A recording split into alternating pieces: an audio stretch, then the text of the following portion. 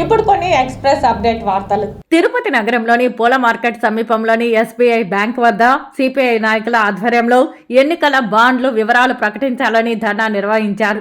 ఈ కార్యక్రమానికి ముఖ్య అతిథిగా విచ్చేసిన సిపిఐ రాష్ట్ర కార్యవర్గ సభ్యులు రామనాయుడు, సిపిఐ జిల్లా కార్యదర్శి మురళీలు మాట్లాడారు.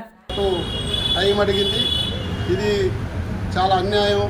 ఈరోజు భారతదేశ వ్యాప్తంగా ఉదయం నుండి సాయంత్రం 4-5 గంటల వరకు బ్యాంకుల లావాదేవీలు నడిస్తే సాయంత్రానికి అన్ని బ్యాంకుల్లో ఎంత క్యాష్ ఉందనేటువంటి సమాచారం సాయంత్రం 5 గంటలకు అంతా తెచ్చిపోతుంది.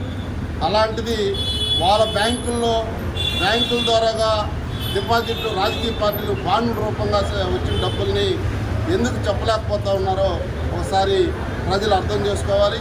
ఈవేళ ఆర్బీఐ మొత్తం కూడా కేంద్ర ప్రభుత్వంలో ఉన్నటువంటి బీజేపీ, నరేంద్ర మోడీ, అమిత్ షా వాళ్ళ చేతుల్లో ఈవేళ ఆర్బీఐ ఇరుక్కుపోయింది. ఇది ఆర్బీఐ అనేది దేశవ్యాప్తంగా భారతదేశ వ్యాప్తంగా ఉన్నటువంటి బ్యాంకులు మొత్తం కూడా ప్రజల సొమ్ము. అది ప్రజల సొమ్ము. ఆర్బీఐ ఒక రాజకీయ పార్టీలకు అతీతంగా ఉండాలి. ఈరోజు బీజేపీ ఉంటుంది, రేపు కాంగ్రెస్ ఉంటుంది, మళ్ళీ ఇంకో రోజు ఇంకో పార్టీ ఉంటుంది.